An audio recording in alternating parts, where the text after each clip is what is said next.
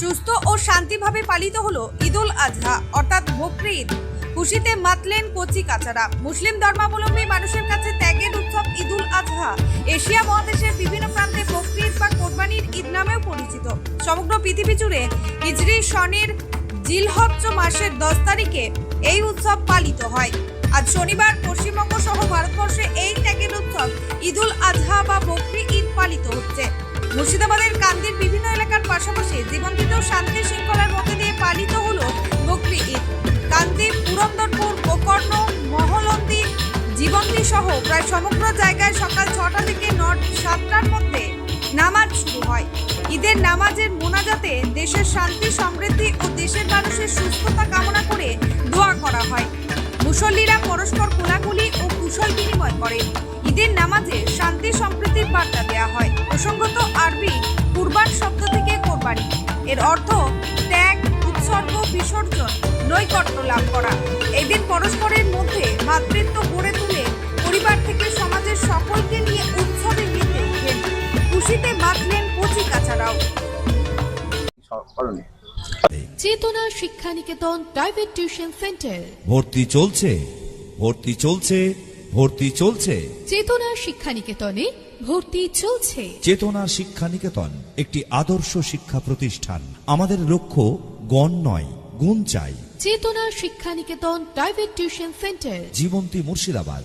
এখানে প্রথম শ্রেণী থেকে 10ম শ্রেণী পর্যন্ত সমস্ত বিষয়ভিত্তিক প্রশিক্ষণপ্রাপ্ত ও অভিজ্ঞ শিক্ষক দ্বারা যত্ন সহকারে পড়ানো হয়। এছাড়াও এখানে একাদশ ও দ্বাদশ শ্রেণীর বাংলা, ইংরেজি, ভূগোল, ইতিহাস, দর্শন, রাষ্ট্রবিজ্ঞান, শিক্ষাবিজ্ঞান, সংস্কৃত, অর্থনীতি, বায়োলজি ও আরবি প্রতিটি বিষয়ে সুনির্দিষ্ট বিষয়ভিত্তিক সুদক্ষ ও প্রশিক্ষণপ্রাপ্ত শিক্ষক মণ্ডলী দ্বারা যত্ন সহকারে পড়ানো হয়। আসসালামু আলাইকুম, সকলকেই জানাই ঈদুল আজহার ঈদ মোবারক।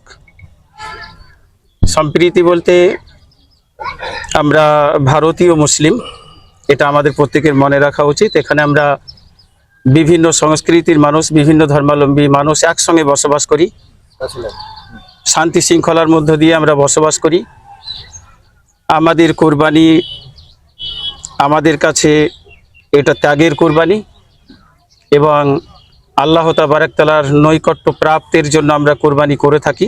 কাউকে আঘাত দেওয়ার জন্য নয়, অহংকার দেখানোর জন্য নয়।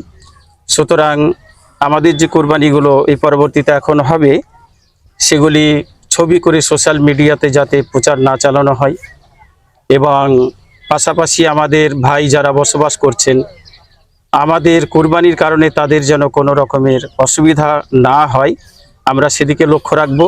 আমাদের আত্মীয় স্বজনদের কোরবানির মাংস বিতরণের ক্ষেত্রে আমরা সজাগ দৃষ্টি রাখব, যাতে করে এমনভাবে আমাদের বিতরণটা না হয় যাতে দৃষ্টিকটু হয় অন্য কারোর, এবং বেপরোয়া বাইক চালিয়ে প্রতি বছরই সতর্ক করা হয় এবং কিছু না কিছু অঘটন ঘটেই থাকে।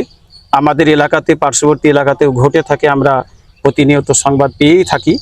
সেটাও যেন না হয়, সেটা আমি অনুরোধ করব। প্রশাসনের দিক দিয়ে কতটা সহযোগিতা পাওয়া যায়? প্রশাসন যথেষ্ট আমাদের সহযোগিতা এর পূর্বেও করেছেন, এখনো করছেন, আজকেও করেছেন, আগামীতে করবেন, আমরা এই আশাই রাখি। স্যার, আপনার নাম এবং? আমি মাওলানা মেহের আলী শেখ, লক্ষ্মীনারায়ণপুর ঈদগাহ ইমাম। জীবন্তী থেকে উম্মার শেখ ও শাহিন শেখের রিপোর্ট, চেতনা নিউজ।